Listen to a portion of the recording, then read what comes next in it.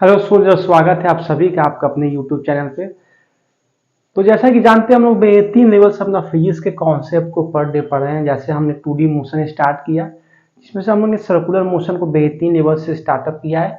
आज हमारा last part है आपका सर्कुलर मोशन का, ठीक है। तो आज हम लोग सर्कुलर मोशन को द एंड करेंगे। तो एक बार सारे बच्चे जय हिंद का कमेंट करें और लिख दे कि हाँ सर वी आर रेडी, हम लोग रेडी हैं। और एक बार सारे यस का प्रेजेंट और एक बार जबरदस्त लेवल पे वीडियो को जितना हो सके मेरे भाई शेयर कर दो कि हर स्टूडेंट इस क्लास में प्रेजेंट हो जाए और बेहतरीन लेवल से क्लास का मजा ले और इसको बेहतरीन लेवल से कुछ नॉलेज को एक्वायर करे, क्योंकि ये जितने सारे कंटेंट है सारे आपके लिए यूजफुल है। आपके डिफेंस एग्जाम के लिए, NDA, air force, navy, CDS, coast guard में जो फिजिक्स का जो कॉन्सेप्ट है वो बेहतरीन लेवल से हम लोग डिस्कस कर रहे हैं। 100% कंटेंट क्वेश्चन इसी से फंसेंगे, इसी क्लास से। देखा कि आपने मैंने सर्कुलर मोशन को 6 पार्ट में फिनिश किया, तो समझ सकते हैं किस लेवल से हम लोग तैयारी कर रहे हैं अपने एग्जाम के लिए फुल डेडिकेशन के साथ, ठीक है। तो न्यू स्टूडेंट हो तो कहने की जरूरत नहीं है, वीडियो को लाइक कीजिए, चैनल को जितना हो सके सब्सक्राइब कीजिए, शेयर कीजिए और बेल आइकन को प्रेस कीजिए कि आपको हर नोटिफिकेशन सबसे पहले मिले आपके पास डिफेंस एग्जाम के रिलेटेड, ठीक है। तो मेरे भाई क्या आप रेडी हैं? वह जय हिंद का कमेंट करें और हाउस द जोश कमेंट कर दें हाई सर। तो हम लोग बेहतरीन लेवल से अपने लेक्चर को मेरे भाई स्टार्ट करते हैं, ठीक है। तो कल हम लोग क्या पढ़ रहे थे मेरे भाई? सर्कुलर मोशन, बताइए मुझे। तो कल हम लोग सर्कुलर मोशन पे शायद पढ़ रहे थे, पूरा डिफरेंट केसेस हमने देखा था। सेंट्रीफ्यूगल फोर्स क्या है, banking of road, bending of cyclist, है कि नहीं, ये सारे केस हमने देखा था। फिर लास्ट में मुझे जहां तक याद है हम लोग कनकेव ब्रिज पे काम किए थे। किस पे? कनकेव ब्रिज पे किया आपका 2D मोशन। मंडे से हम लोग मेरे भाई न्यू चैप्टर के साथ मिलेंगे आपके साथ प्रोजेक्टाइल मोशन के साथ, ठीक है। मैं इसको थोड़ा सा नीचे लिख देता हूं, आपको शो नहीं कर रहा होगा, 1 मिनट मेरे भाई।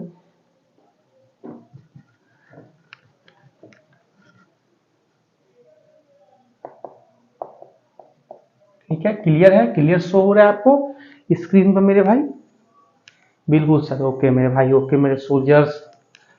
यही था आपका मेरे भाई कनकेव ब्रिज। यहाँ पे कोई कार है मेरे भाई, यहाँ पे सबसे पहले इसके ऊपर लग रहा है रिएक्शन फोर्स, नॉर्मल फोर्स, नीचे की ओर इस पे लग रहा है एमजी, ठीक है।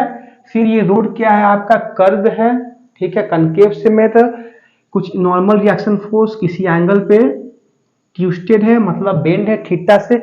ये थीटा हो गया तो ये भी आपका थीटा हो गया, तो ये आपका एम जी कॉस थीटा हो गया, ये component m g sine theta हो गया, ठीक है। और फिर ये आपका एक सर्कुलर मोशन कर रहा है तो नीचे की ओर इस पे सेंट्रीपिटल फोर्स भी लगता है m we square by r, ऊपर की ओर सेंट्रीफ्यूगल फोर्स। इतने सारे हमने इसका एफपीडी बनाया था मेरे भाई। कल का क्लास को मैं रिकॉल कर देता हूं। फिर मैंने बोला था कि n equal to M G cos theta plus M we square by are. क्या कल ये हम पढ़े थे कि नहीं मेरे भाई? ये डायरेक्ट फॉर्मूला आपके एग्जाम में पूछता है, मैंने ये भी बोला था डायरेक्ट। ये जो फॉर्मूला है M equal to M G cos theta plus M we square by R, एक बार थोड़ा सा आप एक बार थोड़ा और ध्यान से देख लीजिए, क्योंकि आप पढ़ाई के लाइन में आ गए हैं। आप अपने आप को फुल फिजिक्स की दुनिया में आप अपने आप को इमेजिन कर लेना है, ठीक है। और क्लास को बिल्कुल डेडिकेशन के साथ देखना है, बीच में छोड़कर नहीं जाना है, ठीक है। क्योंकि मैं यही मेरा मोटो है कि मैं कोई भी क्लास स्टार्ट करूँ कंटेंट तो प्रीवियस टॉपिक को रिकॉल करके ही चलता हूँ कि आप उस कंटिन्यूटी में आ जाए जहां से कल हमने क्लास को द एंड किया था, ठीक है। तो ये कहने का मतलब क्या हुआ? N equal to M G cos theta plus M we square by R. तो देखिए ऊपर की ओर इस पे नॉर्मल रिएक्शन फोर्स लग रहा है, जो कि जितना आपके नीचे लगता है फोर्स आपके वेट के अकॉर्डिंग, उतना ही आपके ऊपर नॉर्मल रिएक्शन फोर्स भी लगता है, ये बात आप जानते हैं। फिर हमने क्या पढ़ा था कि M ji cos theta plus M we square by R, ये क्या मेरे भाई? मतलब ये जो आपका नॉर्मल रिएक्शन फोर्स है ये दो फोर्स के सम के मैग्नीट्यूड के इक्वल है। मतलब ये दो फोर्स का इफेक्टिव रिजल्टेंट आ रहा है आपका नॉर्मल रिएक्शन फोर्स। मतलब इस नॉर्मल रिएक्शन फोर्स को ये दो फोर्स बैलेंस कर रहा है। कौन कौन? एक एम जी कॉस थीटा और एक आपका अपकेंद्रीय बल centripetal force M we square by R. अगर ये दोनों फोर्स बैलेंस नहीं करेगा तो आपका नॉर्मल रिएक्शन फोर्स का वैल्यू बढ़ जाएगा और गाड़ी आपका अनबैलेंस हो जाएगा, हवा में उड़ने लगेगा, ऐसा सिचुएशन हो जाएगा। जैसा कि मैं बोल रहा हूं, अगर mg cos थीटा या mv स्क्वायर बाई आर या इन दोनों में से कोई भी अगर जो कंपोनेंट है mg cos थीटा हो जाए या सेंट्रीपिटल फोर्स हो जाए, अगर इन दोनों में किसी का वैल्यू अगर कम हो जाए रिक्वायर्ड फोर्स से, जो रिक्वायर्ड उसको चाहिए अपने कार को आगे बढ़ने के लिए, तो आपका नॉर्मल रिएक्शन फोर्स क्या है, एक तरह से ये सेंट्रीफ्यूगल फोर्स की तरह काम कर रहा है, तो इसका वैल्यू बढ़ जाएगा और आपका गाड़ी जो है अनकंट्रोल सिचुएशन में आ जाएगा। ठीक है, तो ये बेहतरीन लेवल से हमने कनकेव ब्रिज को क्लियर किया था। कनकेव ब्रिज ये डायरेक्ट पूछता है, very very very important topic है। ठीक है, फिर हमने कल क्या पढ़ा था कि जब कोई भी दो व्हीलर व्हीकल से जब टर्निंग पर मोड़ता है तो कितना उसको स्पीड चाहिए मेरे भाई, तो आप बोलोगे v equal to under root mu R G, yes या नो, आप बोलोगे यस सर। म्यू क्या है, घर्षण गुणांक कोएफिशिएंट ऑफ फ्रिक्शन, आर क्या है, रेडियस है, जी क्या है, एक्सीलरेशन ड्यू टू ग्रेविटी है। फिर मैंने बोला था बैंक ऑफ रोड की जो चार पहिए वाला जो गाड़ी है उनको अगर टर्निंग पे मुड़ना है तो उनको तो मुड़ने में काफी प्रॉब्लम हो जाएगा, क्योंकि रोड का एरिया पतला है। तो उस कंडीशन में हम लोग रोड को ही बैंक कर देते हैं। बैंक मतलब उसके सरफेस को ऊंचा उठा देते हैं। आपने देखा भी होगा, आप गूगल में अगर एनिमेशन में डालोगे बैंकिंग ऑफ रोड का फिगर्स तो आपके सामने आ जाएगा। ठीक है, तो वहां पे भी हम लोग देखे थे, वहां पे जो आपका आया था formula tan theta is equal to V square by R G, मतलब V square equal to R G tan theta, अब V equal to under root R G tan theta. That means यहाँ पे देख रहे हैं वेलोसिटी का जो formula आ रहा है वो आ रहा है under root R G tan theta. इस केस में आपका साथ एक एंगल भी वर्ड इंक्लूड हो गया है। एंगल मतलब कहने का मतलब है किस एंगल से आप टर्निंग पे मोड़ रहे हो, वो एंगल बहुत इंपॉर्टेंट फैक्टर है। अगर आप एंगल का वैल्यू बढ़ा दोगे तो आप आउटवर्ड साइड में चले जाओगे तो आपका गाड़ी का एक्सीडेंट हो जाएगा। तो थीटा भी हमें डिफिनिट अमाउंट में लेना है। ठीक है, उस अमाउंट में लेना है कि हमें एक रिक्वायर्ड सेंट्रीपिटल फोर्स मिले जिससे हम इनवर्ट की ओर बढ़ जाए, ना कि आउटवर्ड की ओर फेंका जाए, ऐसा हमें नहीं कंडीशन लेना है। ठीक है, और आप तो जानते हैं रेडियस, रेडियस मतलब किस रीजन, रेडियस मतलब दूरी, किस कहां से आप मुड़ रहे हो तो वहां से वहां तक का डिस्टेंस एक डेफिनेट अमाउंट में लेना है। और जी आपका एक्सेलरेशन ड्यू टू ग्रेविटी, और वी स्क्वायर जानते हैं वेलोसिटी। तो इतने सारे कॉन्सेप्ट को कल हमने फोड़ा था मेरे भाई, मैंने सबको आपके साथ डिस्कस कर दिया कि आप एक कंटिन्यूटी में आ जाए, आपका सारा जो है 2D मोशन दिमाग में एक बार आ जाए, रिकॉल हो जाए। ठीक है, तो यहां तक अभी भी किसी तरह की क्यूरी है तो आप मुझसे पूछ सकते हो ये सारे कॉन्सेप्ट में। ठीक है, आज हम लोग अपना नेक्स्ट टॉपिक स्टार्ट कर लेंगे, कन्वेक्स ब्रिज। दो तरह का ब्रिज होता है, एक कनकेव ब्रिज, एक आपका कन्वेक्स ब्रिज। ठीक है, अब मैं इसको रफ कर दे रहा हूं।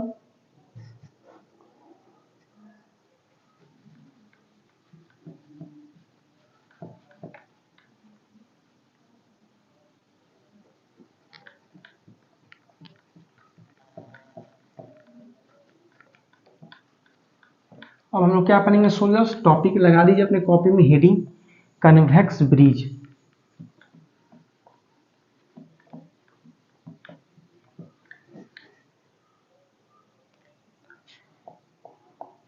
कन्वेक्स ब्रिज, कल हमने कनकेव ब्रिज को देखा था, आज हमने रिकॉल भी कर लिया। आज हम देखेंगे अपना कन्वेक्स ब्रिज, वहां पे क्या क्या हमें सिचुएशन और कंडीशन देखने को मिल रहा है। ठीक है, ऐसा ही आपका होता है कन्वेक्स ब्रिज, इस शेप में। शेप को आप याद रखिएगा, किस शेप में कनकेव होता है, किस शेप में कन्वेक्स होता है। ठीक है, यहाँ पे आपका व्हीकल है, अगर ये सर्कुलर मोशन करेगा तो ऐसे करेगा। ठीक है ना, हुआ सर्कुलर मोशन, जो डॉटेड लाइन से मैंने मार्कअप किया था। कनकेव ब्रिज में ऐसे बन रहा था सर्कुलर पाथ, यहाँ पे ऐसे बन रहा है, ये इसका सेंटर हुआ सर्किल का। इस पे नीचे की ओर लग रहा है mg और ऊपर की ओर लग रहा है नॉर्मल रिएक्शन फोर्स। ये तो लगता ही है, कोई भी बॉडी है। फिर देखिए अब जो है ये जो देखिए अब जो ब्रिज है मेरे भाई वो इस तरह से है, ऐसे ना कि ऐसे है, कनकेव की तरह नहीं है, ऐसे नहीं है, इस बार ऐसे है।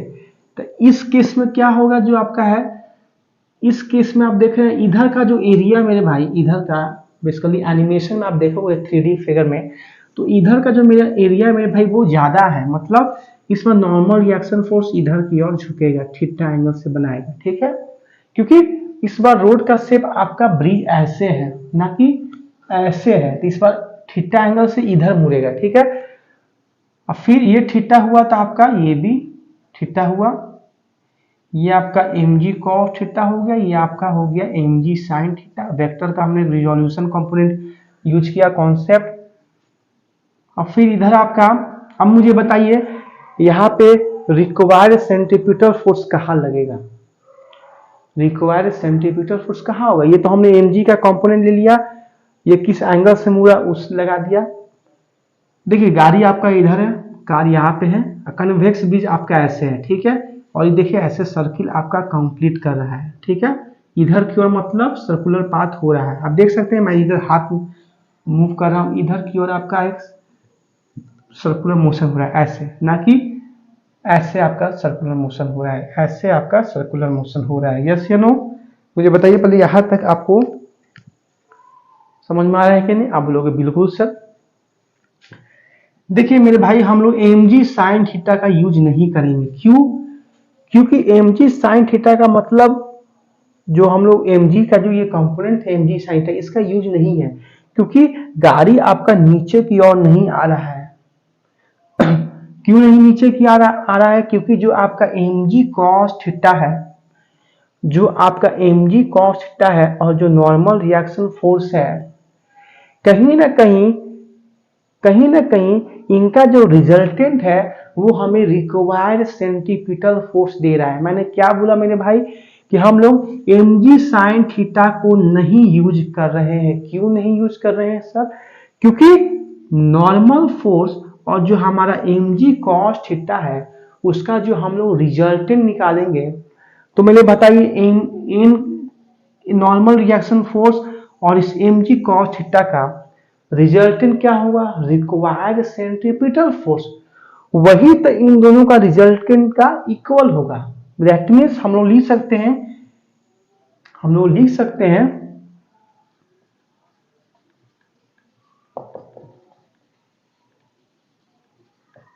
समझ में आया कि नहीं मैंने क्या लिख दिया sir, m plus M B square by R equal to mg cos theta. That means n, और मैंने बोला था n और mg cos थीटा का जो आपका रिजल्टेंट है वो रिक्वायर्ड सेंट्रीपिटल फोर्स के इक्वल है। दैट मीन्स अगर नॉर्मल फोर्स और अगर सेंट्रीपिटल फोर्स को अगर हम लोग ऐड कर दें तो वो mg cos थीटा के इक्वल होगा। फिर आप बेसिक से आप समझिए, बेसिक से वहां पे कनकेव में आपका क्या आया था, n बराबर, कनकेव में हमने क्या पढ़ा था, n बराबर mg cos theta plus mv square by R. वहां पे हमने क्या किया था कि नॉर्मल रिएक्शन फोर्स को माइनस किया था mv स्क्वायर बाई आर से। यहाँ पे हम लोग मेरे भाई प्लस कर रहे हैं। क्यों सर, ऐसा क्यों कर रहे हैं, क्योंकि बेसिकली कनकेव ब्रिज जो था मेरे भाई, देखो कनकेव ब्रिज आपका ऐसे था, यहाँ पे आपका नॉर्मल था, और कहीं नहीं इधर आपका mg cos थीटा था और इधर आपका mv स्क्वायर बाई आर था। तो इस केस में हम लोग mg cos थीटा और mv स्क्वायर बाई आर को इक्वल कर रहे थे। क्यों मेरे भाई, अगर इन दोनों को हम लोग अगर इक्वल नहीं करते इन दोनों फोर्स को, तो आपका n का जो वैल्यू है वो बढ़ जाता और कहीं ना कहीं इस पे सेंट्रीफ्यूगल फोर्स वर्क करता। उस केस में आपका गाड़ी हवा में ऐसे ऐसे उड़ने लगता, मतलब एक्सीडेंट का कंडीशन आ जाता। तो इसीलिए हम लोग mg cos थीटा और mv स्क्वायर बाई आर को हम लोग ऐड कर रहे थे रिजल्टिंग फोर्स को बैलेंस स्टेबल करने के लिए। यहाँ पे कन्वेक्स ब्रिज में आप देख सकते हैं, कन्वेक्स ब्रिज में हम लोग mg n को ऐड कर रहे हैं mv स्क्वायर बाई आर से। क्यों कर रहे हैं, क्योंकि यहाँ पे देखिए ब्रिज आपका इस शेप में है, ब्रिज जो है ऐसे है, तो दैट मीन्स n और mv एन और एम बी स्क्वायर को ऐड कर रहे हैं, तब जाकर एम जी कॉस थीटा बैलेंस हो रहा है। क्योंकि एक बात आप ध्यान देखिए, बॉडी जो है देखें इधर, इस बार जो है कन्वेक्स ब्रिज में सर्कुलर पाथ इधर बन रहा है, दैट मीन्स इस पे जो फोर्स जो वर्क हो रहा है मेरे भाई वो भी सेंटर की ओर लग रहा है। यस या नो मेरे सोल्जर्स, आप बोलोगे यस सर। तो सेंटर की ओर एक फोर्स लग रहा है एम जी कॉस थीटा, ऊपर की ओर लग रहा है N plus M V square by R. अगर इन दोनों फोर्स का वैल्यू अगर ज्यादा हो गया, अगर N plus M V square by are का वैल्यू ज्यादा हो गया, तो कहीं ना कहीं सेंट्रीफ्यूगल फोर्स आ जाएगा और इस केस में गाड़ी अनस्टेबल हो जाएगा। तो हमें सेंट्रीपिटल फोर्स को बैलेंस रखने के लिए हमें इन दोनों फोर्स के मैग्नीट्यूड को ऐड कर रहे हैं कि ये दोनों फोर्स का जो सम है वो हमें रिक्वायर्ड सेंट्रीपिटल फोर्स दे और इस केस में हमारा गाड़ी स्टेबल रहे। तो इसको हम लोग और लिख सकते हैं एन बराबर M ji cos theta minus M V square by R. Concave में प्लस होता है, कन्वेक्स में नेगेटिव होता है। मैंने बेहतरीन लेवल से आपके साथ ये कनकेव और कन्वेक्स ब्रिज डिस्कस किया मेरे भाई, पूरा लॉजिक के साथ मैंने आपको कॉन्सेप्ट को समझाया दोनों को लेकर। अगर अभी तक किसी तरह का क्यूरी है, डाउट है, तो आप मुझसे पूछ सकते हो।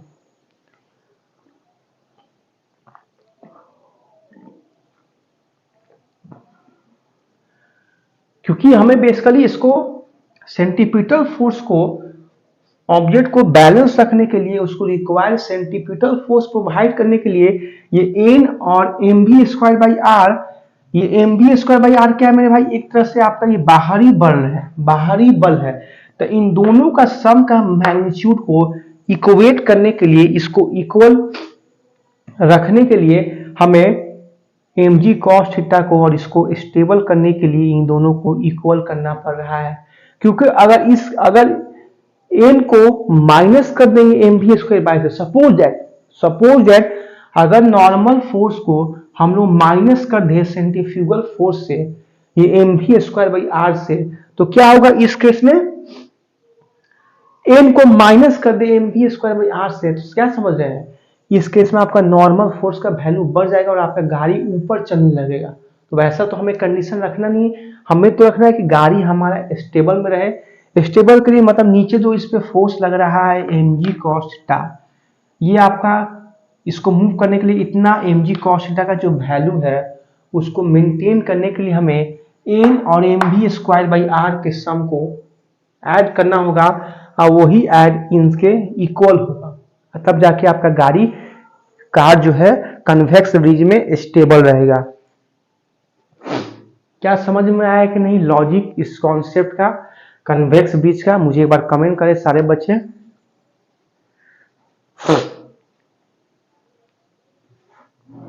इज इट क्लियर और नॉट? एनी डाउट है तो अभी तक आप पूछ सकते हो। I will give you 30 second to ask any doubt regarding this topic.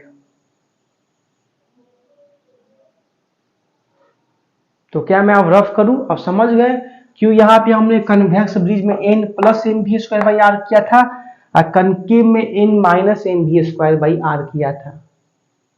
ये क्लियर और नॉट? मैंने सारे लॉजिक को बेहतरीन लेवल से आपके साथ कॉन्सेप्ट को डील किया है मेरे भाई, क्योंकि ये दोनों कॉन्सेप्ट, ये तो लॉजिक मैंने बहुत बताया, बहुत यूट्यूब पे डायरेक्ट फॉर्मूला बता देते हैं, बट इसके पीछे काफी लॉजिक है, ये क्यों होता है, ऐसा क्यों होता है। ठीक है, अभी तो टाइम लगता है, मैं इस पे काफी अभी और आपको समझाता, बट उतना हमारे पास टाइम नहीं है, सिर्फ डायरेक्ट फॉर्मूला पूछता है, बट समझाने के लिए मैंने आपको बेहतरीन लेवल से समझा दिया है। ठीक है, तो अब मैं इसे रफ कर रहा हूं। अब हमारा लास्ट टॉपिक है वर्टिकल सर्कुलर मोशन, जिसको हम लोग देखेंगे।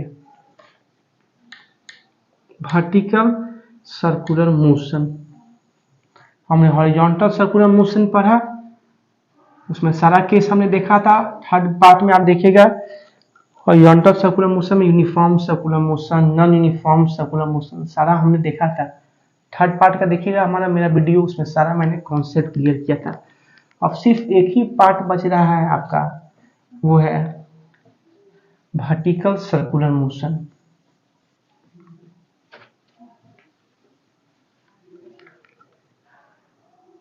क्या आप रेडी हैं? यहां तक किसी तरह का डाउट है तो आप पूछ सकते हैं।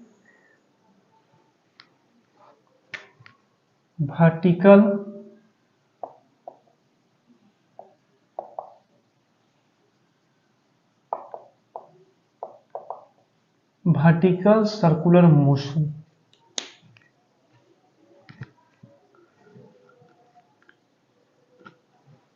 फिर से मैं ले आ दिया हूं, देखिए अपने आप दोस्त को, फिर से मैं देखिए अपने दोस्त को, देखिए मैं ले आ दिया हूं। ठीक है, आप देख सकते हैं उस दिन जो मैंने यूज किया था सेंटीपीटल फोर्स आपको समझाने के लिए। ठीक है, देखिए मैं फिर से उसका यूज कर रहा हूं मेरे भाई, देखिएगा। क्या करें यार, देसी स्टाइल जाता नहीं है अपना, देसी स्टाइल बेस्ट है। देखो मेरे भाई, ये आपका हॉरिजॉन्टल सर्कुलर मोशन हुआ, देख रहे हैं हॉरिजॉन्टल में, देख रहे हैं कैमरा पे, ये आपका हॉरिजॉन्टल है। ठीक है, अब देखिए मैं इसको वर्टिकल मूव कराऊंगा, वर्टिकल देखिएगा, देख रहे हैं वर्टिकल, ये आपका देखिएगा वर्टिकल, देख रहे हैं ऐसे। ठीक है, देख रहे हैं कि नहीं? ये जो आप वर्टिकल सर्कुलर मोशन देख रहे हैं, क्या इसमें कुछ चीज आप एनालाइज कर देखिएगा। जब यहां से देखिएगा, यहां से जब ऑब्जेक्ट ऊपर की ओर जाता है और फिर ऊपर से नीचे आता है, आप देखिएगा इस दौरान इसका वेग में क्या क्या परिवर्तन देखने को मिलेगा, देखिएगा। देख रहे हैं, नीचे से ऊपर जा रहा है तो वेग कम है, और ऊपर से नीचे आ रहा है तो वेग बढ़ जा रहा है, देख रहे हैं। ये नीचे से ऊपर गया फिर नीचे आया तो वेग आपका बढ़ गया, देखिएगा ध्यान से, देखिएगा, देख रहे हैं नीचे से ऊपर जा रहा है तो मतलब नीचे से आपका ऊपर जा रहा है तो वेग आपका घट रहा है, इस पॉइंट पे वेग एकदम लोएस्ट हो जा रहा है, फिर ऊपर से नीचे आ रहा है तो वेग आपका बढ़ रहा है। आप देख रहे हैं कि नहीं? ऐसा क्यों हो रहा है मेरे भाई बताइए, ऐसा क्यों हो रहा है मेरे भाई बताइए?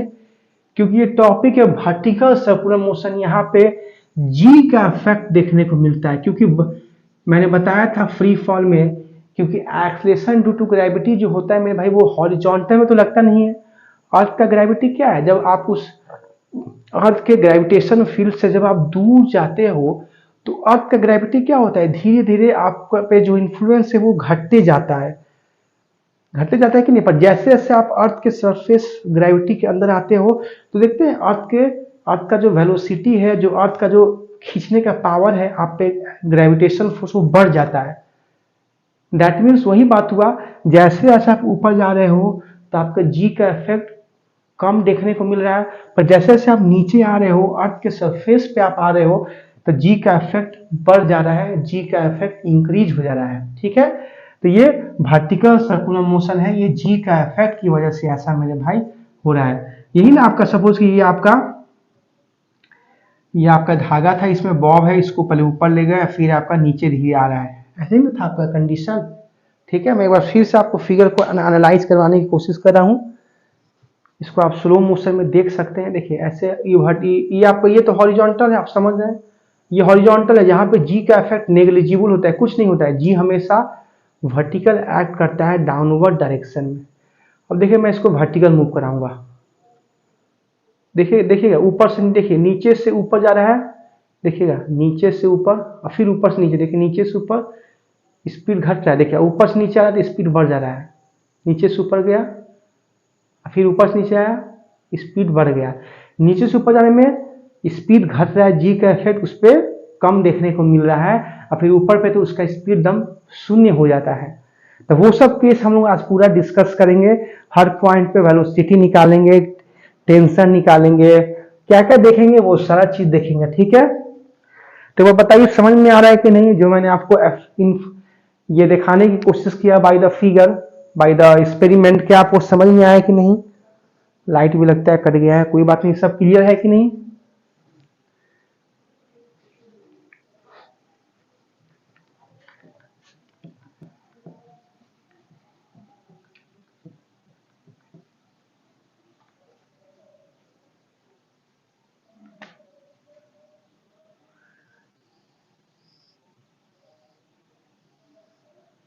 ऐसे ही वर्टिकल सर्कुलर मोशन हो रहा है, सपोज कीजिए यही आपका स्ट्रिंग है। ये क्या है? स्ट्रिंग है, धागा है। ठीक है, ये जो धागा है कि नहीं? धागा मान के चल रहे हैं, ये धागा है। इस पे कुछ ऑब्जेक्ट को जो है यहाँ पे सस्पेंड किए, लटका दिए हैं। फिर इसको कभी इस पॉइंट पे जा रहा है, कभी इस पॉइंट पे आ रहा है, कभी इस पॉइंट पे आ रहा है, कभी इस पॉइंट पे आ रहा है। ये ना आपने किया, जो थ्रेड है उस पे आपने एक ऑब्जेक्ट को सस्पेंड करके आप उसको वर्टिकल सर्कुलर मोशन करवा रहे हो। यस या नो? आप बोलोगे यस सर। मान के चलो कि जो लेंथ है स्ट्रिंग का, जो धागा का जो लंबाई है, उसको आप मान के चलो आर। स्ट्रिंग का जो लेंथ है, यहाँ पे मैंने वायर लिया था, यहाँ पे मैं स्ट्रिंग ले रहा हूँ, कुछ भी आप ले सकते हो। स्ट्रिंग का लेंथ एल है। यहाँ से सपोज कोई यहाँ पे ये लेंथ स्ट्रिंग का लंबाई है, स्ट्रिंग है आपका, और यहाँ पे किसी ऑब्जेक्ट को सस्पेंड करके मैं इसका वर्टिकल सर्कुलर मोशन करवा रहा हूँ। कभी इस पॉइंट पे है, यहाँ से स्टार्ट हो रहा है, शुरू से स्टार्ट होते कभी यहाँ पे गया, फिर यहाँ पे गया, फिर यहाँ पे गया, फिर यहाँ पे गया।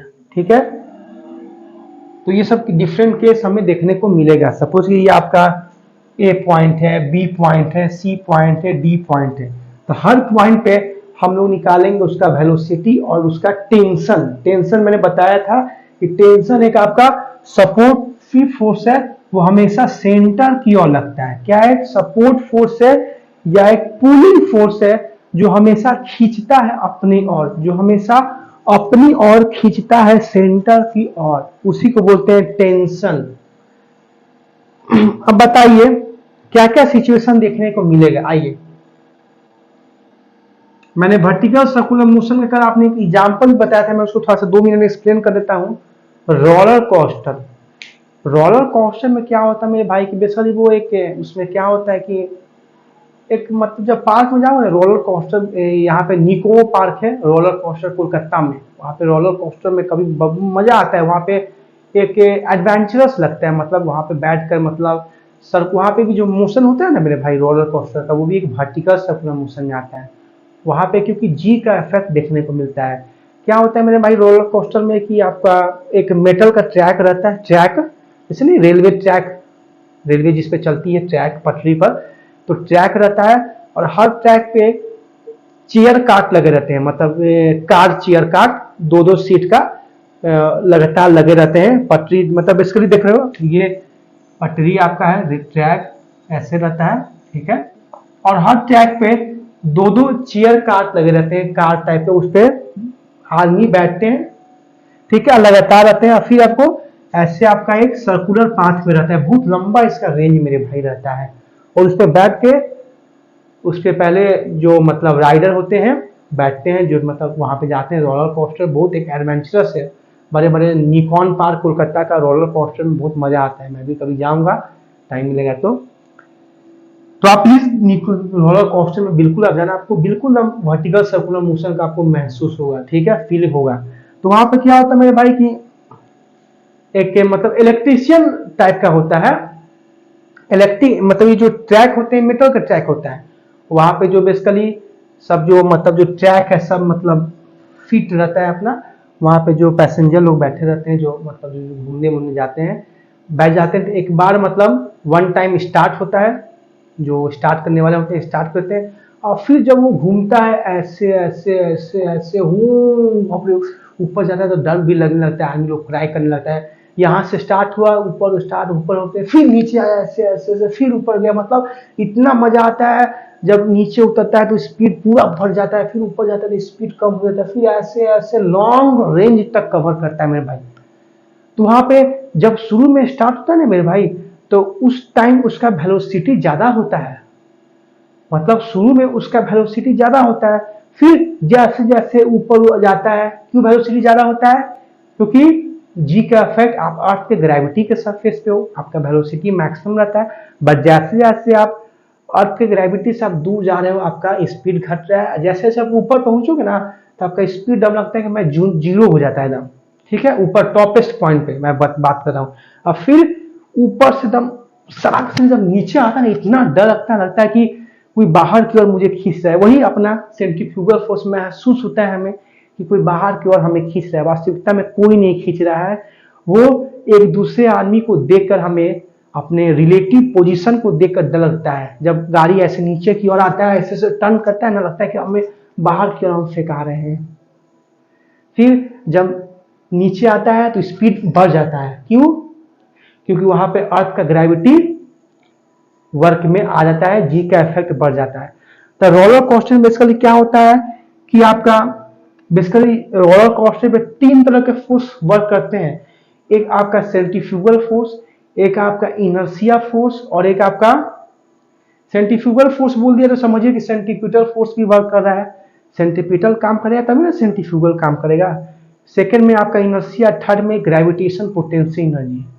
क्योंकि लोएस्ट पॉइंट पे काइनेटिक एनर्जी ज्यादा रहता है, जैसे वो टॉपेस्ट पॉइंट पे पहुंचा उसका पोटेंशियल एनर्जी मैक्सिमम रहता है। पोटेंशियल एनर्जी मैक्सिमम रहता है, एक हाइट पे पहुंच जाता है, तो उसको बोलते हैं ग्रेविटेशन पोटेंशियल एनर्जी, जिसका फॉर्मूला होता है mgh। mgh ग्रेविटेशन पोटेंशियल, हमने पढ़ा भी होगा। पोटेंशियल एनर्जी उसको कहते हैं जो एक हाइट पे एनर्जी एक्वायर करता है। और यहाँ पे ग्रेविटी का इंफ्लुएंस देखने को मिल रहा है, इसको बोल रहे हैं ग्रेविटेशन पोटेंशियल एनर्जी mgh। ठीक है। तो बेसिकली यहाँ पे यही देखने को मिलता है कि नीचे से जब गया, नीचे उसका काइनेटिक एनर्जी मैक्सिमम रहता है, पोटेंशियल एनर्जी मिनिमम रहता है। ऊपर गया तो potential energy maximum, kinetic energy minimum. फिर ऐसे ही अपना साइकिल को रिपीट करते रहता है। बट इतना इस दौरान में आपका एनर्जी का लॉस नहीं होता है, मतलब पोटेंशियल काइनेटिक में चेंज होता है, काइनेटिक पोटेंशियल में चेंज होता है, नो प्रॉब्लम। बट आपका एनर्जी का लॉस नहीं होता है, क्योंकि एनर्जी का neither be created nor be destroyed, neither be created nor be destroyed. तो मैंने रोलर कोस्टर का इसीलिए एग्जांपल लिया क्योंकि ये टोटली इससे लिंक है। यहां भी नीचे पॉइंट पे काइनेटिक एनर्जी मैक्सिमम था, ऊपर पहुंचा सी पे तो पोटेंशियल एनर्जी मैक्सिमम। फिर जैसे सी से ए की ओर आ रहा है तो काइनेटिक एनर्जी बढ़ रहा है बस। बट इंक्रीज और डिक्रीज के दौरान एनर्जी कंजर्व रहता है, एनर्जी का कोई लॉस नहीं रहता है। और हल्का फुल्का फ्रिक्शनल फोर्स का लॉस होता है, उसको हम लोग नेग्लिजिबल मानते हैं। ठीक है। तो इस रोलर कोस्टर पे ग्रेविटेशनल पोटेंशियल एनर्जी काम करता है। सेंट्रीफ्यूगल फोर्स समझ रहे हैं कैसे काम करेगा, जब स्पीड बढ़ जाता है तो उसे रिक्वायर्ड सेंट्रीपिटल फोर्स नहीं मिलता है, तो सेंट्रीफ्यूगल फोर्स काम करता है। इनर्शिया क्या मेरे भाई काम करता है? इनर्शिया बोलता है कि आप ऊपर गए हो, ऊपर पहुंचे हो, तो आप अपना पूरा सर्कुलर मोशन को कंप्लीट करो, क्योंकि इनर्शिया एक बेसिकली प्रॉपर्टी है। अगर कोई बॉडी रेस्ट में है तो रेस्ट में ही रहता है, मोशन में है तो मोशन में ही रहेगा, जब तक अपना पोजीशन चेंज नहीं करेगा, जब तक उस पर कोई एक्सटर्नल फोर्स नहीं लगेगा। बट यहाँ पे तो हम लोग ऊपर जा रहे हैं, ऊपर से फिर नीचे आ रहे हैं, तो इनर्शिया क्या है? रेसिस्ट कर रहा है। इनर्शिया रेसिस्ट हो रहा है ना, इनर्शिया को आप ओपोज कर रहे हो, इनर्शिया को आप छेड़छाड़ कर रहे हो। तो इस केस में इनर्शिया सेंट्रीफ्यूगल दोनों मिलकर आदमी को खूब दबा कर एकदम परेशान करता है, उसको एहसास कराता है कि आप बाहर की ओर गिर रहे हो। ठीक है। तो रोलर कोस्टर में जो सिंपली मैं बोलना चाह रहा हूं कि यहाँ पे एनर्जी कंजर्वेशन का यूज लगता है, और वही रूल हम लोग यहां भी लगाएंगे। मतलब मैं लिख सकता हूं कि at A kinetic energy at A plus potential energy at A is equal to kinetic energy of B plus B C. मैं ए और सी को एनालाइज अभी कर रहा हूं, लोएस्ट पॉइंट और टॉपेस्ट पॉइंट, क्योंकि बी पॉइंट पे जो वेलोसिटी या जो टेंशन होगा वही डी और पे वेलोसिटी या टेंशन का वैल्यू होगा, plus potential energy C. Kinetic energy जो ए पे है plus potential energy A is equal to kinetic energy C plus potential energy C. आपका मैंने एनर्जी कंजर्वेशन लगाया। कैसे लगाया? मैंने समझा कर लगाया है, आपको किसी तरह का डाउट नहीं होगा। बताइए काइनेटिक एनर्जी का फॉर्मूला क्या होता है? Half M V A square, velocity of A का square, potential energy M G H height is equal to half M V C square plus M G H. इसको मानिए सेकेंड इक्वेशन, आइए first equation. फिर A पे लिख दीजिएगा kinetic energy max potential energy minimum, C पे kinetic energy minimum potential energy max. ये तो आप जानते हैं, मैंने समझाया भी। ठीक है, बेहतरीन लेवल से हम लोग अपने वर्टिकल सर्कुलर मोशन को पढ़ रहे हैं। ऐसा कंटेंट आपको कहीं नहीं मिलेगा फुल डिफेंस बैच में, ठीक है। क्योंकि इसमें जब आदमी वर्टिकल सर्कुलर मोशन पर आता है एनडीए सीडीएस एफकेट में एयरफोर्स में डायरेक्ट फॉर्मूला देता है। ए पॉइंट पे वेलोसिटी √5 rg, बी पे √3 rg, सी पे √rg। अरे ये क्या है भाई, लॉजिक बताओ कैसे ऐसे हुआ, ठीक है।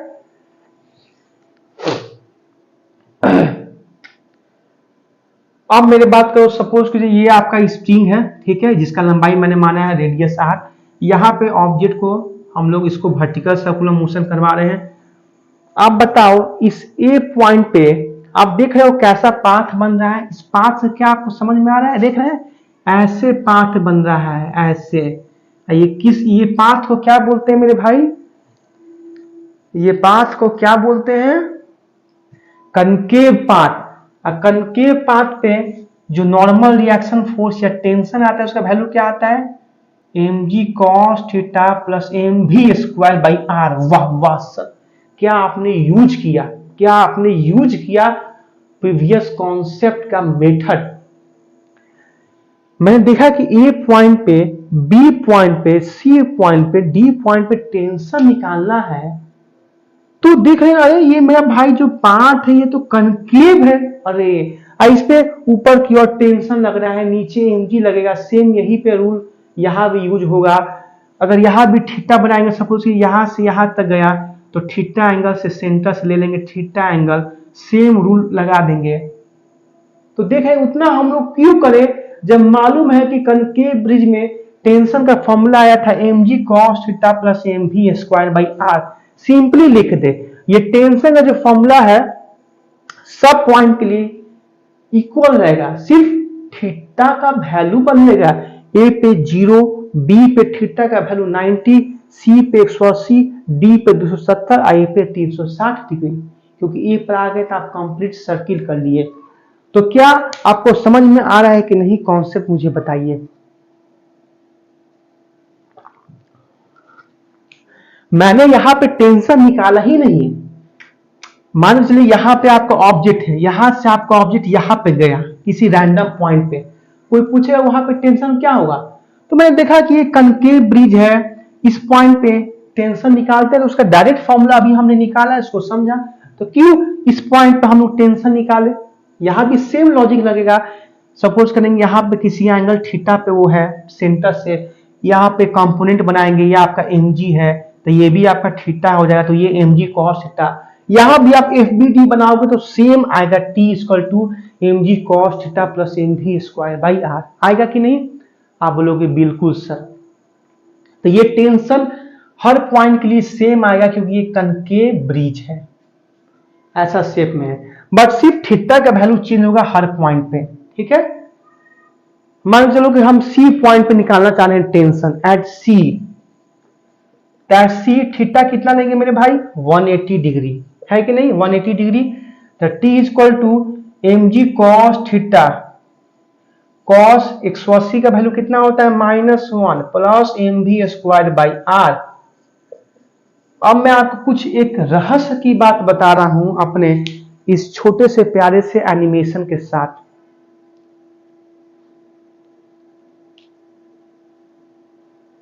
क्या मेरे भाई समझ में आ रहा है कि नहीं वर्टिकल सर्कुलर मोशन। ऐसा आपने कंटेंट क्लास कहीं नहीं पढ़ा होगा, बिल्कुल लॉजिक के साथ नए अंदाज में पढ़ा रहा हूं, न्यू वे से, ठीक है। देखिए ये आपका यही आपका ना, मैंने बोला स्ट्रिंग का लंबाई है जिसको रेडियस r माना। ये आपका ऑब्जेक्ट है, ये यहां से अपना मोशन देख रहे हैं ए पॉइंट पे है, ये अपना यही इसका लंबाई है l। ये आपका ए पॉइंट पे है, यहां से आप ये मोशन, ये अपना वर्टिकल सर्कुलर मोशन कर रहा है। अब ये जो ऑब्जेक्ट है यहां से मूव करके सी पे पहुंच गया, तो इस पॉइंट पे टेंशन क्या होगा। तो मैं बताना चाह रहा हूं कि एक ऐसा केस आता है, देख रहे हैं यहां से हुआ तो आप देख रहे हैं स्पीड जब ऊपर जा रहा है तो घट रहा है, नीचे आपका बढ़ रहा है, ठीक है। बट एक ऐसा आपका आता है कंडीशन जिसको बोलते हैं slack down, SLAKED, slack down. इस केस में क्या होता है, इस पॉइंट पे आपका टेंशन 0 हो जाता है। क्यों, क्यों टेंशन जीरो हो जाता है? क्यों? मान के चलो यहां से ए पॉइंट से आप ऑब्जेक्ट जो है मोशन स्टार्ट करने के लिए रेडी है, सेना रेडी है, गोली लेकर के आज उसको मार ही देंगे आतंकवाद को। बस जैसे ही वो सी पर गया, जैसे ही वो सी पर गया रुक गया। क्यों? क्योंकि वहां मालूम चला कि जब उसको मालूम चला कि हमारा इंडिया का सेना आ रहा है, इंडिया का वॉरियर आ रहा है, तो डर के मारे आतंकवादी वहां से भाग गया।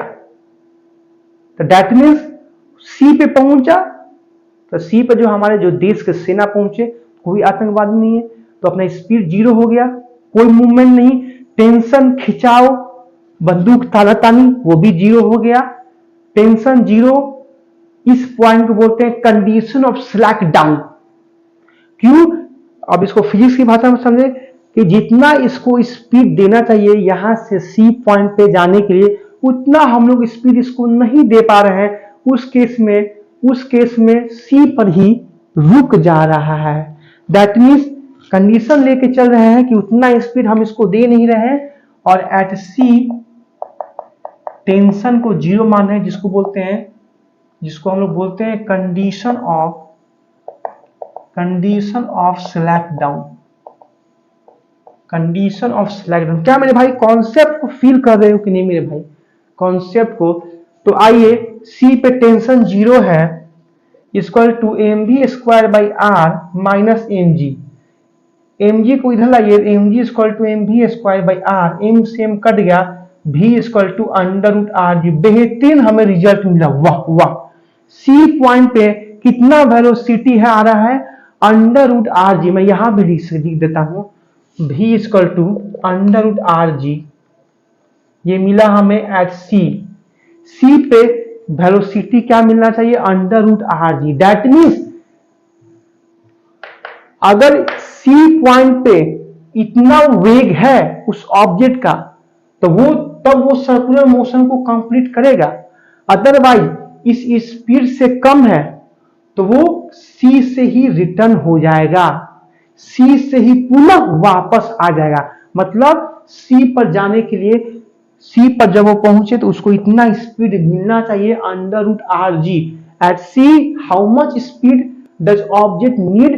That is equal to under root R जी।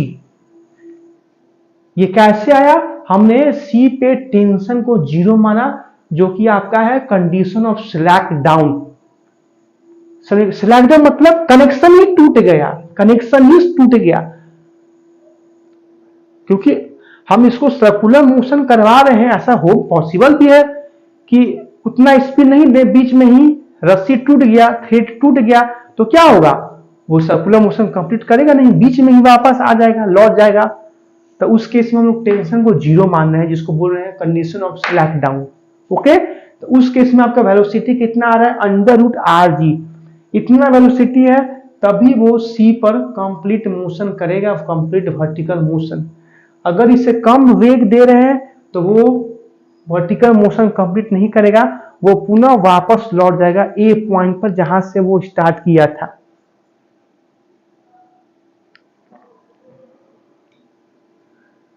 क्या आपको समझ में आया कि नहीं? लॉजिक बेहतरीन लेवल से हम लोग पढ़ रहे हैं। अब आइए हम लोग देखेंगे नेक्स्ट। ये तो हम लोग सी पे टेंशन निकाले, उसी तरह हर पॉइंट पे हमें टेंशन लिखना पड़ेगा। अब आइए एट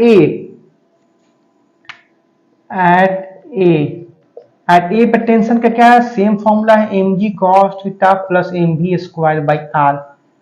ए पे क्या है आपका? थीटा जीरो है, तो mg plus mv square by R. ये वेलोसिटी क्या है? लोएस्ट पॉइंट का, ठीक है। ये सी पे क्या था? वेलोसिटी vh है, टॉपेस्ट पॉइंट पे तो हमने vh माना। ये क्या है? लोएस्ट पॉइंट पे है तो vl मान रहे हैं, ठीक है। ये TA का फॉर्मूला आया। अब देखिए, हमें ए पे टेंशन निकालने के लिए हमें वेलोसिटी लोएस्ट निकालना पड़ेगा, ओके। क्योंकि हमें हाईएस्ट वेलोसिटी मिल गया, मतलब सी, ये मतलब नहीं कि सबसे ज्यादा वेलोसिटी मिला है, सी पे हमें वेलोसिटी मिल गया है अंडर रूट आर जी, जिसको मैं बोल रहा हूं velocity at highest point. Not highest velocity, velocity at highest point which is obtain that is under root R G. C पे वेलोसिटी निकालिए एनर्जी कंजर्वेशन यूज करके। क्या हम लोग यूज किए थे?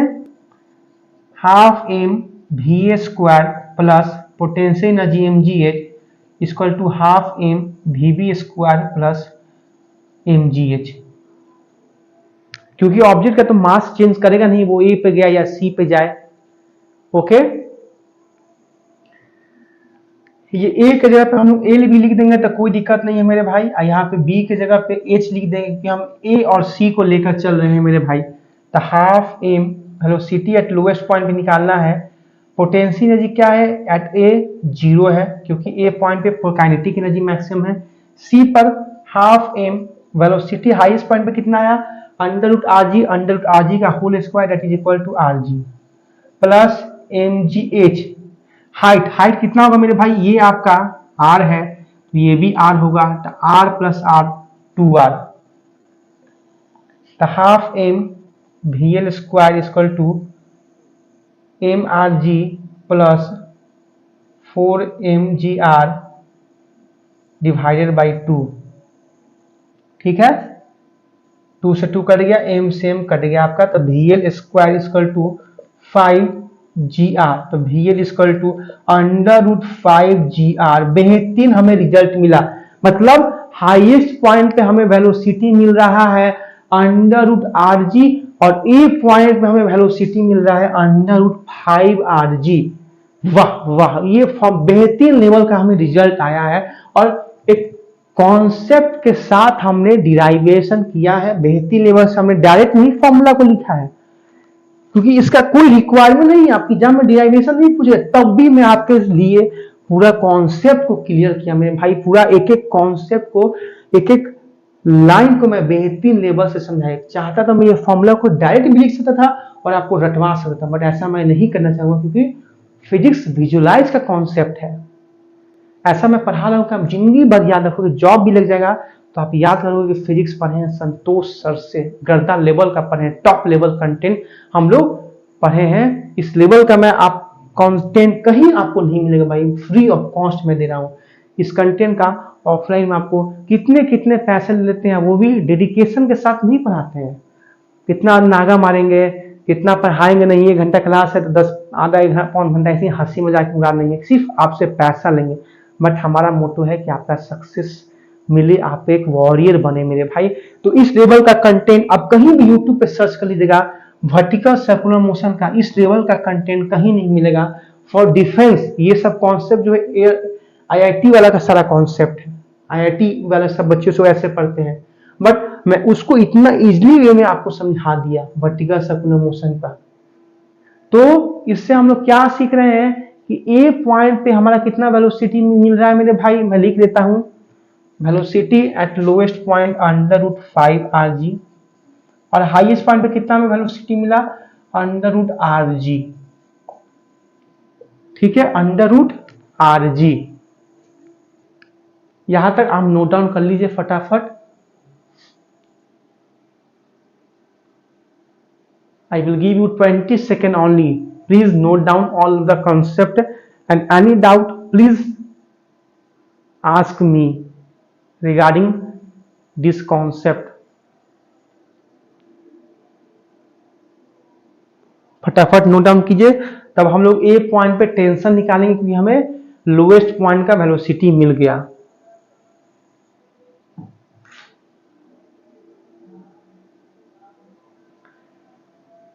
क्या हमें मिला था मेरे भाई? Tension at A equal to M G plus M V L square by R. अब आप ए का टेंशन निकालना है ए पॉइंट पे, तो M G plus M lowest point का वेलोसिटी कितना मिला अंडर 5rg। इसका स्क्वायर कीजिए तो 5rg divided by R, R से आर कट गया। Tension at A equal to 5mg plus mg that is equal to 6mg। मतलब एक पॉइंट पे हमें टेंशन मिल गया, वो कितना मिला 6mg। कितना मिला? अंडर रूट 6 मिला ए पॉइंट पे टेंशन। और सी पॉइंट पे कितना टेंशन है? 0, जिसको मान रहे हैं कंडीशन ऑफ स्लैक डाउन। ये कंडीशन मान रहे हैं तब सी पे टेंशन 0 है, अगर आप c पर वेलोसिटी दोगे अंडर रूट आर जी तो वो कंप्लीट वर्टिकल सर्कुलर मोशन करेगा। अगर आप उसे कम दोगे तब उस पर टेंशन जीरो हो जाएगा सी पॉइंट पे। इसी कंडीशन को बोलते हैं, मैं अभी बताऊंगा, इसी केस को बोलते हैं क्रिटिकल केस।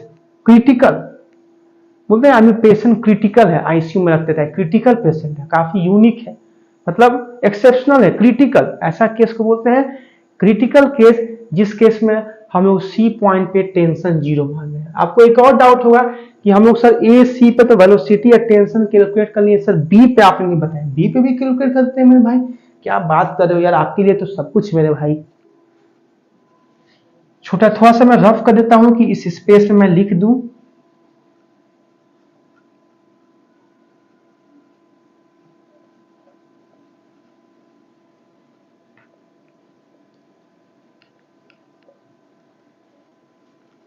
अब आइए एट बी टेंशन क्या हो जाएगा, M ji cos theta plus M V B square by R. Velocity at B point कितना थीटा है 90 डिग्री, तो कॉस 90 जीरो, सिर्फ टेंशन बी हो जाएगा M B square by R. ये आपका बी का टेंशन हो जाएगा, जिसको मैंने थर्ड इक्वेशन माना है, ठीक है। वेलोसिटी कितना होगा बी पॉइंट पे, बी पे जितना वेलोसिटी होगा मेरे भाई वही डी पे होगा, क्योंकि एक क्वाड्रेंट बन रहा है, तो बी पे जितना उसका स्पीड होगा उतना ही वो डी पे होगा, ठीक है। दोनों इक्वल आएगा आपका वेलोसिटी, ठीक है। क्योंकि आप यहां से भी देख सकते हो इस मेरे छोटे से प्यारे से एनिमेशन के साथ, जो कि अपना जुगाड़ू लाल है, हमेशा काम में ही आता है, ठीक है। हमेशा ये मेरे भाई काम में आता है, बहुत हेल्पफुल मुझे करता है। देख रहे हैं वर्टिकल सर्कुलर मोशन करा रहे हैं, एक मिनट मेरे भाई, देख रहे हैं। तो जो आपका देख रहे हैं, जो आपका इस यहाँ पे स्पीड है वही इधर भी स्पीड है, बी और डी पे आपकी स्पीड आपका सेम है। आप देखेंगे, आप इसको फिगर से इसको स्लो मोशन में स्पीड कम करके आप देखिएगा 0.25 पे, देख रहे हैं नजर आपको आ जाएगा। देख रहे हैं, देख रहे हैं बी पे जो स्पीड है वही आपका डी पे आपका स्पीड है, सेम मैग्नीट्यूड में आएगा, ठीक है। तो यहां पे मेरे भाई जब इसको सॉल्व कीजिएगा तो बी पे आपका वेलोसिटी आएगा √3r(g). आप बोलोगे सर कैसे आएगा, सर वही बेसिकली मेरे भाई बी और सी को हम लोग लेके चलेंगे, यहां पे हम लोग मानेंगे, यहां भी मतलब सेम लॉजिक करेंगे कि मान के चलेंगे ए पे पार्टिकल ने अपना वर्टिकल सर्कुलर मोशन स्टार्ट किया, ए से बी तक वो गया, तो इन दोनों पे हम लोग एनर्जी कंजर्वेशन लगाएंगे, सेम हम लोग यूज करेंगे। अब बस हमें ए पे मालूम ही है उसका वेलोसिटी कितना है √5r(g), सब वैल्यू पुट करके आप आइएगा तो आपको वेलोसिटी एट बी पॉइंट मिल जाएगा √3r(g), जिसको मैं फोर्थ इक्वेशन मान रहा हूं। बी पे जितना वेलोसिटी आया उतना ही डी पर आएगा, ठीक है। टेंशन बी पे निकाले कितना आ जाएगा, एम वेलोसिटी बी का होल स्क्वायर 3r(g), आर से आर कट गया 3mg। बी पे हमें कितना टेंशन मिला 3mg, टेंशन एट बी कितना मिला 3mg। तो हमने ए का भी निकाल लिया वेलोसिटी, बी पे भी निकाल लिया, सी पे भी निकाल दिया, डी पे भी निकाल दिया, हर पॉइंट पे हमने वेलोसिटी या टेंशन कैलकुलेट किया during the vertical circular motion. Yes या नो मुझे एक बात आप बताइए, समझ में आया कि नहीं कॉन्सेप्ट को। You will have only 20 second to look out this concept. इस कॉन्सेप्ट को देखिए, किसी तरह का डाउट है तो आप पूछ सकते हो, मैं कंटिन्यूसली आपका कमेंट देख रहा हूं। फिर मैंने बताया था कि सी पे जो हम लोग टेंशन को जीरो माने उसको बोलते हैं स्लैक डाउन, इसको एक और नाम बोला जाता है critical case. Critical case, critical case क्या है मेरे भाई, वैसा केस है जब पार्टिकल, जहां पे पार्टिकल जो मेरे है भाई वो वर्टिकल सर्कुलर मोशन तभी कंप्लीट करेगा उस स्पीड से जब उसको √r(g) स्पीड दिया जाए। अगर उससे कम है तो वो उसी पाथ से लौट जाएगा ए पॉइंट पे, उसी को बोलते हैं क्रिटिकल केस। और जिस स्पीड से वो मोशन करेगा उसको बोलते हैं क्रिटिकल स्पीड। क्या बोलते हैं सॉरी, क्रिटिकल स्पीड। उसको क्या बोलते हैं, क्रिटिकल स्पीड। क्रिटिकल केस मतलब वैसा केस जब पार्टिकल को under root R G velocity दिया रहता है, under root R G velocity, तो वो वर्टिकल मोशन एक बार अपना वर्टिकल सर्कुलर मोशन कंप्लीट करेगा। अदरवाइज उसको उतना स्पीड नहीं दिया जाएगा तो वो वर्टिकल सर्कुलर मोशन कंप्लीट नहीं करेगा। और जिस स्पीड से वो वर्टिकल सर्कुलर मोशन करेगा उसी स्पीड को बोलते हैं क्रिटिकल स्पीड। तो क्या कॉन्सेप्ट समझ में आया कि नहीं? इसी तरह से हमारा चैप्टर आज द एंड हुआ। बेहतरीन लेवल से हमने सर्कुलर मोशन को फिनिश किया मेरे स्टूडेंट्स, बेहतरीन लेवल से। आज के क्लास में सिर्फ 2 टॉपिक को कवर किया, only convex bridge and vertical circular motion, उसका एग्जाम्पल लिया, उसका न्यूमेरिकल पार्ट, डिराइवेटिव पार्ट सब आपको। अब मैं आपको बता देता हूँ इससे क्वेश्चन क्या आता है। पहला क्वेश्चन आता है टेंशन निकालने के लिए, जो आप ये फॉर्मूला को दिमाग में रखिएगा, mg cos theta plus mv square by R. आइए हर पॉइंट पे वेलोसिटी क्या होता है, क्योंकि आपके एग्जाम में तो डिराइवेशन आएगा नहीं। तो ए पे कितना होता है under root 5 R G, B पे under root 3 R G, C पे under root R G. Tension at A 6 mg 3 mg, यहाँ पे 0 कंडीशन ऑफ स्लैकडाउन। तो इतने सारे केस आप अपने माइंड में रखना मेरे भाई। ये क्लास को थोड़ा सा एक बार और देख लेना तो आपको अच्छे से समझ में आएगा। तब भी आप पे किसी तरह का अगर क्यूरी होता है तो आप प्लीज एनी टाइम आप मुझसे पूछ सकते हो without any hesitation. I am always with you soldiers, मैं आप लोग के लिए हूँ यार, आप ही के लिए इतना मेहनत करता हूँ मेरे भाई, ठीक है।